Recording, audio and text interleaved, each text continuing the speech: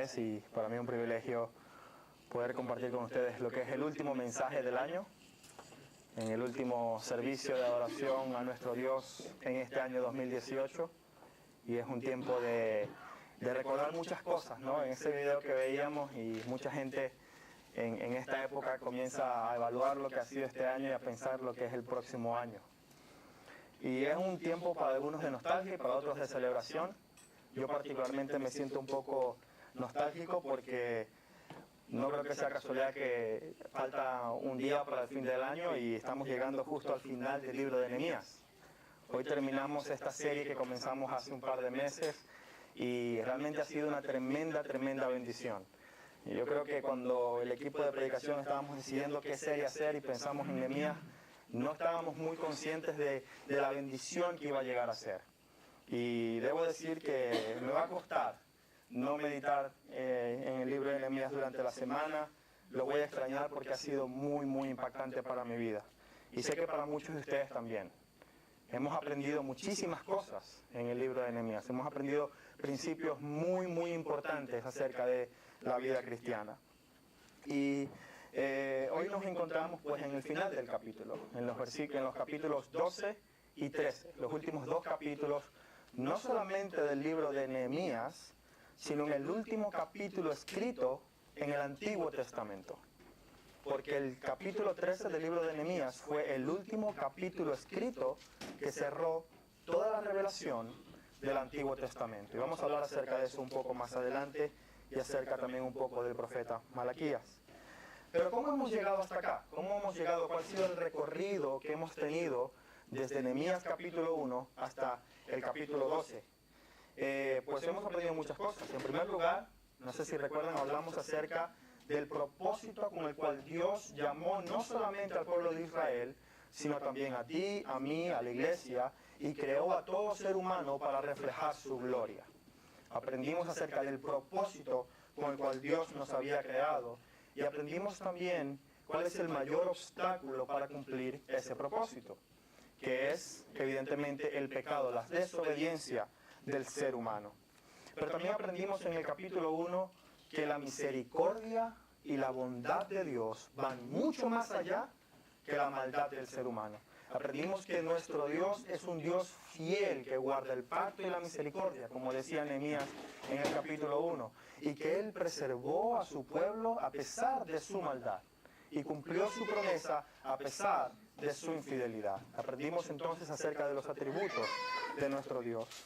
También hablamos sobre la edificación del muro, cómo distribuyeron el trabajo y de la fuerte oposición que comenzaron a experimentar ya en el capítulo 2 hasta el capítulo 6 por parte de Sanballat, de Tobías y de todos los samaritanos y los amonitas. Y aprendimos también lecciones muy valiosas sobre cómo enfrentar a los enemigos de la vida cristiana, de cómo Nehemías y todo el pueblo de Israel estuvo siempre preparado para la batalla, con espada en mano, pero también orando y confiando en el Señor. Pero no solamente eso, aprendimos la importancia que debe tener la palabra de Dios en el capítulo 8, no solo en nuestras reuniones, sino en nuestra vida, y cómo esa Biblia, cómo esa palabra debe moldear nuestra adoración. Aprendimos cuál es la adoración bíblica en el capítulo 9 y unas lecciones muy importantes sobre el arrepentimiento y la fe, sobre la adoración a Dios y la conexión con la Escritura. Y finalmente, en el capítulo 10 y 11, aprendimos cómo el pueblo de Israel, por producto del efecto que la palabra de Dios tuvo en sus vidas, renovaron ese pacto con su Dios. Como decía nuestro pastor, tomaron su relación con Dios en serio. Y la semana pasada aprendimos que todavía hay esperanza. Y ha sido un camino bastante largo, con muchas cosas que hemos aprendido, y llegamos entonces al capítulo 12 del libro de Nehemías, capítulo 12 y capítulo 13, que son muy diferentes, muy diferentes, y los vamos a abordar de manera diferente también en la predicación del día de hoy. Diferente en lo que están relatando, diferente en la historia, en la parte de la historia que están contando. Así que antes de comenzar a leer, les quiero invitar a que inclinemos nuestro rostro, que vengamos al Señor en oración y que sea Él quien nos dirija en este tiempo. Señor, ha sido realmente un verdadero privilegio poder leer tu palabra. poder exponerla. Señor, ha sido un privilegio que particularmente no merezco y que ninguno de nosotros, Señor, merece oír tu voz. Ninguno de nosotros merece tener acceso a tu palabra, a tus pensamientos, a tu voluntad.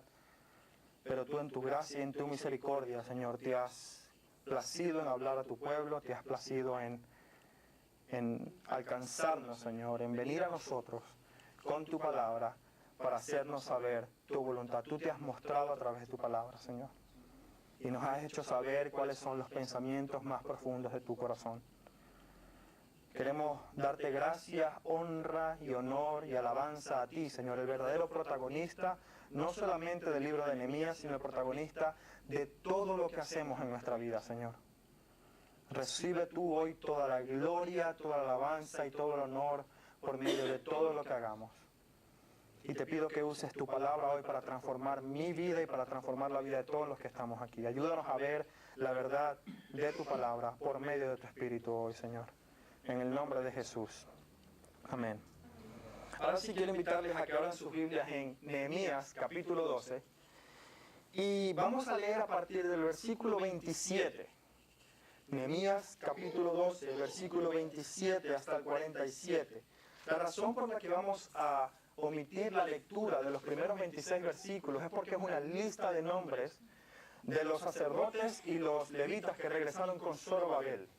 Y es una lista de nombres que realmente, si empezamos a leerla, probablemente nos perdamos en la lectura y vamos a ver muchos nombres que quizás no tengan mucho sentido para nosotros, pero vamos a hablar de esos versículos y de por qué esa lista está allí en el capítulo 12. Pero vamos a comenzar desde el versículo 27 de Nehemías 12. Dice así la palabra del Señor. Para la dedicación del muro de Jerusalén, buscaron a los levitas de todos sus lugares para traerlos a Jerusalén, para hacer la dedicación y la fiesta con alabanzas y con cánticos y con címbalos, salterios y cítaras. Y fueron reunidos los hijos de los cantores, así de la región alrededor de Judá, de Jerusalén, como de las aldeas de los netofatitas, y de la casa de Gilgal, y de los campos de Geba y de Asmavet, porque los cantores se habían edificado aldeas alrededor de Jerusalén. Versículo 30. Y se purificaron los sacerdotes y los levitas, y purificaron al pueblo, y las puertas, y el muro. Hice subir a los príncipes de Judá sobre el muro, y puse 2 coros grandes que fueron en procesión, el uno a la derecha, sobre el muro hacia la puerta del muladar, e iba tras de ellos Osaías con la mitad de los príncipes de Judá, y Azarías, Esdras, Mesulam, Judá y Benjamín, Semaías y Jeremías, y de los hijos de los sacerdotes iban con trompetas Zacarías, hijo de Jonatán, hijo de Semaías, hijo de Matanías, hijo de Micaías, hijo de Zacur, hijo de Asaf. Por si nos queda alguna duda, sabemos de quién es hijo. Y sus hermanos Semaías, Azarael, Milalai, Gilalai, Maai, Natanael, Judá y Ananí, con los instrumentos musicales de David, varón de Dios. Y el escriba Esdras iba delante de ellos. Y a la puerta de la fuente, enfrente de ellos, subieron por las gradas de la ciudad de David, por la subida del muro, desde la casa de David hasta las puertas de las aguas al oriente. El segundo coro iba del lado opuesto, y yo en pos de él, con la mitad del pueblo sobre el muro, desde la torre de los hornos hasta el muro ancho, y desde la puerta de Efraín hasta la puerta vieja, y a la puerta del pescado, y a la torre de Ananel, y a la torre de Amea, hasta la puerta de las ovejas, y se detuvieron en la puerta de la cárcel. Llegaron luego los 2 coros a la casa de Dios, y yo y la mitad de los oficiales conmigo, y los sacerdotes Eliasim, Maesías, Micaías, Elioenai, Zacarías, Ananías, con trompetas. Y Masaías, Semaías, Eleazar, Usí, Johanán, Malquías, Elam y Eser. Y los cantores cantaban en alta voz, y Israías era el director. Si alguien tiene alguna duda de qué nombre ponerle a su hijo, puede leer el capítulo 12 de Nehemías, tiene varias opciones. Y sacrificaron aquel día numerosas víctimas, que son animales, y se regocijaron porque Dios los había recreado con grande contentamiento. Se alegraron también las mujeres y los niños, y el alborozo de Jerusalén fue oído desde lejos. En aquel día fueron puestos varones sobre las cámaras de los tesoros de las ofrendas, de las primicias y de los diezmos, para recoger en ellas de los ejidos de las ciudades las porciones legales para los sacerdotes y levitas, porque era grande el gozo de Judá con respecto a los sacerdotes y levitas que servían. Y habían cumplido el servicio de su Dios, el servicio de la expiación, como también los cantores y los porteros, conforme al estatuto de David y de Salomón su hijo. Porque desde el tiempo de David y de Asaf, ya de antiguo, había un director de cantores para los cánticos y alabanzas y acción de gracias a Dios. Y todo Israel, en días de Zorobabel y en días de Nehemías, daba alimentos a los cantores y a los porteros, cada cosa en su día. Consagraban asimismo sus porciones a los levitas, y los levitas consagraban parte a los hijos de Aarón. El capítulo 12 de Nehemías entero es una celebración. El vocabulario que usa aquí el mismo Nehemías es una celebración, es una festividad. Podemos ver que están celebrando, están gozándose, están cantando a su Dios, porque quieren dedicar estos muros que han construido al Señor. La razón por la que el capítulo comienza con una lista de los sacerdotes y los levitas que regresaron con Zorobabel en los primeros 26 versículos es porque para la dedicación del templo todos los levitas debían estar presentes. Y tiene sentido que si los iban a buscar de todos los lugares, como dice el versículo 27, tenían que saber a quién tenían que buscar, tenían que saber quién tenía que estar presente. Por eso es que Nehemías comienza con un registro de los nombres de los sacerdotes y levitas que debían estar presentes en esta celebración. Y esta era una celebración en la que el pueblo de Israel estaba dedicando estos muros al Señor. Pero esta dedicación realmente comenzó en el capítulo 9. En los hechos que ocurrieron en el capítulo 9, cuando Esdras comienza a abrir la ley y a explicarla al pueblo desde el capítulo 8 y empiezan a celebrar al Señor y sus bondades. Es decir, no podemos ver el capítulo 12 como aislado de las celebraciones del capítulo 9, sino como hechos que ocurren muy poco después de lo que ocurrió en el capítulo 9. Todo es una gran celebración. El capítulo 9, 10, 11 y 12, en el que el pueblo de Israel no solamente confiesa su pecado, no solamente se compromete nuevamente a obedecer a su Dios y a su ley, sino que ahora está dedicando la ciudad, los muros y las puertas a Dios. Y uno puede casi sentir el gozo y la algarabía que había en ese momento. Habían cantores, habían coros, habían instrumentos, había comida porque se hacían sacrificios y probablemente muchos después tuvieron un banquete para celebrar todo este acontecimiento. Pero en medio de esta celebración hay un tono de seriedad. Porque esta no era una simple celebración por el simple hecho de celebrar. Era una celebración que tenía como propósito enviar un mensaje, no solamente a las naciones. La Biblia dice que su algarabía se escuchó de lo lejos. Pero no solamente el gozo, sino el mensaje que estaban enviando. No a las naciones únicamente, sino también a su Dios. ¿Y cuál era ese mensaje?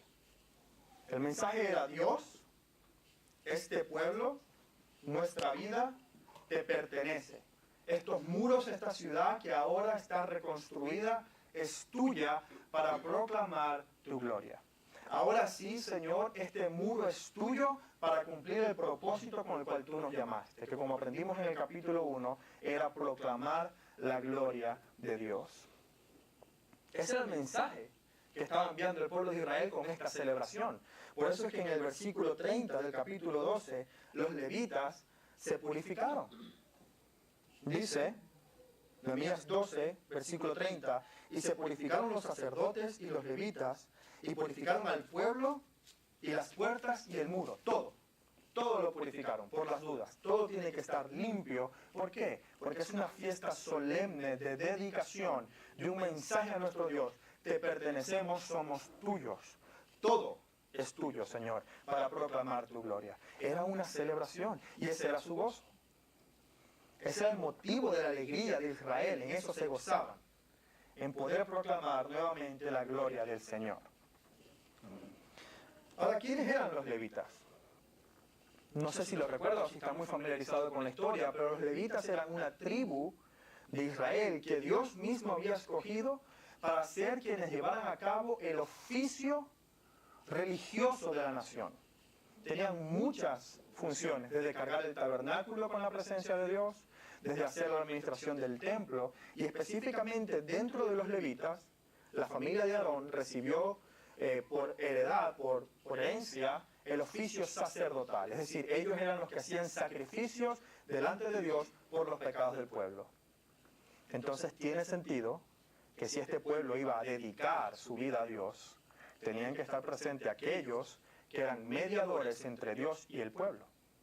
De hecho, si usted va al final del capítulo 9, Nehemías capítulo 9, el último versículo, que es el versículo 38, dice lo siguiente: a causa pues de todo esto, nosotros hacemos fiel promesa. El pueblo está haciendo un pacto con el Señor y dice, y la escribimos firmada por ¿quiénes? Por nuestros príncipes, por nuestros levitas y por nuestros sacerdotes. ¿Por qué? Porque tenían que estar presentes aquellos que eran representantes del pueblo delante de Dios.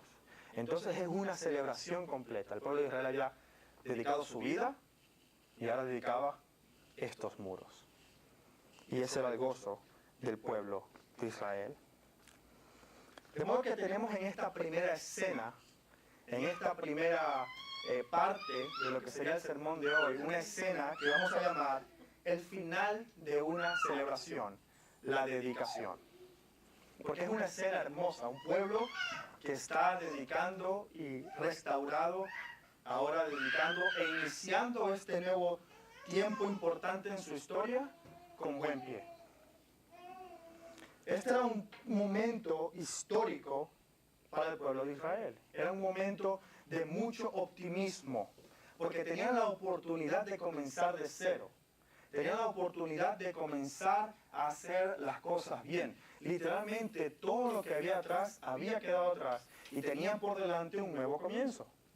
Renovando su pacto, Dios les había restaurado la tierra de la que habían sido llevados cautivos por su pecado. Dios los había perdonado, restaurado la nación y ahora ellos podían hacer las cosas bien. Y esto realmente me recuerda también a esta época en la que estamos, que es el fin de año y parte de inicio del próximo año. Pero como dije al inicio, es una época en la que la gente generalmente tiene un sentimiento de evaluar lo que ocurrió en el año pasado y de pensar en lo que queremos lograr en este próximo año. Muchas personas hacen lo que llamamos propósitos de año nuevo. En inglés, New Year's Resolutions. Y lo que hacemos es simplemente escribir todo aquello que queremos lograr en este nuevo año. Hacer un máster, graduarme, tener un hijo, y no es una indirecta, pero son cosas que la gente quiere llegar a hacer. Cosas buenas que la gente quiere lograr en este nuevo año. Y hay otras cosas que no son tan buenas que también queremos dejar atrás. Mucha gente se propone dejar de fumar, dejar de beber, dejar hábitos y pecados con los que hemos estado luchando por mucho tiempo. Y queremos hacer un nuevo compromiso, recomprometernos con el Señor, si es posible usar la palabra. Y queremos, llenos de ilusión y de optimismo, decir, Señor, este nuevo año es el año en el que voy a crecer espiritualmente. Este año sí, Señor. Te prometo que este año yo voy a crecer y te voy a servir y voy a dejar atrás todo lo malo que hice este año pasado. Y eso es más o menos el mismo sentimiento que tenía el pueblo de Israel en este capítulo 12. Y si usted me diera a mí a escoger, yo terminaría el sermón aquí. Porque lo que viene a continuación es algo completamente opuesto al capítulo 12. Porque con este final del capítulo 12, en el que el clímax es sacrificios a nuestro Dios, la restitución del servicio a Dios en el templo y la adoración a nuestro Dios, Este clímax, en el capítulo 12, ahí termina la celebración y ahí termina ese compromiso. Porque lo que vamos a ver ahora en el capítulo 13 es un contraste muy marcado y muy diferente entre estas dos escenas. De modo que el capítulo 12 de Nehemías es una escena preciosa, pero lamentable porque es muy temporal. Una escena preciosa que lamentablemente no perduró en el tiempo. Y que el pueblo de Israel, al igual que en toda su historia, volvió a olvidarse de su Dios. Habían terminado instaurando todo el servicio en el templo, poniendo los sacerdotes, sosteniendo a los sacerdotes con el diezmo, para que estuvieran allí día y noche intercediendo por el pueblo, ofreciendo sacrificios al Señor, enseñando al pueblo la ley. Y ese era el cierre de toda esa celebración. Se suponía que ese debía marcar el de aquí en adelante de la historia de Israel. Pero no fue así. No fue así. Quiero invitarles a que leamos ahora sí el capítulo 13. Y en este capítulo 13 lo vamos a hacer de una manera diferente. No vamos a leer todo el capítulo de una vez, sino que vamos a ir leyendo ciertas porciones y vamos a hacer algunas pausas para comentar algunas cosas. Nehemías, capítulo 13, versículo del 1 al 3. En aquel día, que no es el mismo día del versículo 44, el versículo 44 del capítulo 12 dice: en aquel día fueron puestos varones sobre las cámaras de los tesoros. Eso es parte de la celebración, parte de toda la algarabía y la fiesta solemne de la dedicación a Dios. El capítulo 1 comienza en otro día, y vamos a verlo más adelante. Aquel día se leyó en el libro de Moisés, oyéndolo el pueblo, y fue hallado escrito en él que los amonitas y moabitas no debían entrar jamás en la congregación de Dios, por cuanto no salieron a recibir a los hijos de Israel con pan y agua, sino que dieron dinero a Balaam para que los maldijera, mas nuestro Dios volvió la maldición en bendición. Cuando oyeron pues la ley, separaron de Israel a todos los mezclados con extranjeros. Y vamos a parar allí, porque esto es como un déjà vu. Esto es algo que ya había pasado en el libro de Nehemías. Fíjense lo que dice Nehemías capítulo 9, versículo 2. Y ya se habían apartado la descendencia de Israel de todos los extranjeros. Es decir, ya lo habían hecho una vez. Y ahora acá en el capítulo 13 lo vuelven a hacer. ¿Qué quiere decir esto? Que evidentemente en el tiempo entre el capítulo 12 y el capítulo 13, ellos habían vuelto a emparentarse con extranjeros. Evidentemente con moabitas y con amonitas. Y si no, fíjese lo que dice los siguientes dos versículos. Versículos 4 y 5. Y antes de esto, el sacerdote Eliasib, siendo jefe de la cámara de la casa de nuestro Dios, había emparentado con Tobías y le había hecho una gran cámara en la cual guardaban antes la ofrenda, el incienso, los utensilios, el diezmo del grano, del vino y del aceite que estaba mandado dar a los levitas y a los cantores y a los porteros y a la ofrenda de los sacerdotes. Eliasib, un sacerdote, había emparentado con Tobías y había usado el mismo lugar donde se guardaba la ofrenda en el templo de Dios para darla a un hombre llamado Tobías. ¿Quién es Tobías? ¿Lo recordamos? Nehemías capítulo 2. Nehemías capítulo 2, versículo 10. Cuando Nehemías quiere emprender la reconstrucción de los muros, fíjese la reacción de Tobías. Pero oyéndolo Sanbalat horonita y Tobías el amonita, una de las naciones que jamás debía entrar en la congregación de Israel, Tobías el siervo amonita, les disgustó en extremo que viniese alguno a procurar el bien de los hijos de Israel. Y yo creo que en nuestras mentes quizás no podemos entender la gravedad de este asunto. Pero este es un hombre, Tobías, que no solamente odia al pueblo de Dios, sino que odia a Dios. Desprecia completamente todo lo que Dios quiere hacer con su pueblo, porque no quería que nadie procurase el bien del pueblo de Dios. ¿Y quién quiere procurar el pueblo de Dios sino Dios mismo? Y ahora este hombre pagano está viviendo nada más y nada menos que donde se guarda la ofrenda en la casa de Dios.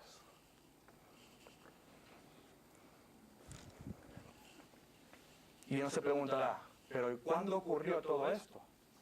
¿Qué pasó en esta historia que pasamos de una escena, de una celebración, a una escena donde parece que las cosas están empezando a torcerse? Fíjense lo que dice en los versículos del 6 al 14.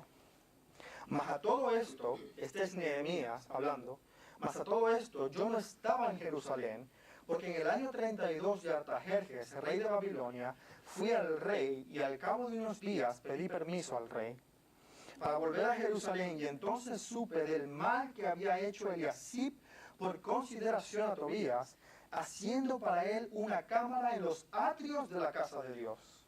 Y me dolió en gran manera y arrojé todos los muebles de la casa de Tobías fuera de la cámara, y dije que limpiasen la cámara, e hice volver allí los utensilios de la casa de Dios, las ofrendas y el incenso. Encontré asimismo que las porciones para los levitas no les habían sido dadas, y que los levitas y cantores que hacían el servicio habían huido cada uno a su heredad. Entonces reprendí a los oficiales y dije, ¿por qué está la casa de Dios abandonada? Y los reuní y los puse en su puesto. Y todo Judá trajo el diezmo del grano, del vino y del aceite a los almacenes. Y puse por mayordomos de ellos al sacerdote Selemías y al escriba Sadoc, y de los levitas Pedías, y al servicio de ellos a Anán, hijo de Zacur, hijo de Matanías, porque eran tenidos por fieles, y ellos tenían que repartir a sus hermanos. Acuérdate de mí, oh Dios, en orden a esto, y no borres mis misericordias que hice en la casa de mi Dios y en su servicio. Nehemías tenía que regresar a Persia. En el capítulo 2, cuando él le pide permiso al rey para ir a reconstruir los muros, él le dice que él va a volver. Recuerden que él era el copero del rey. Él no podía ausentarse para siempre de su oficio real al rey de Persia. Tenía un oficio muy importante. Nehemías había servido como gobernador sobre Jerusalén por 12 años y ahora le tocaba volver. Y en su ausencia es cuando encontramos aquel día en el que se leyó la ley. En su ausencia, el pueblo de Israel, y específicamente liderado por Eliasib, que además era sacerdote, llevados al pecado nuevamente.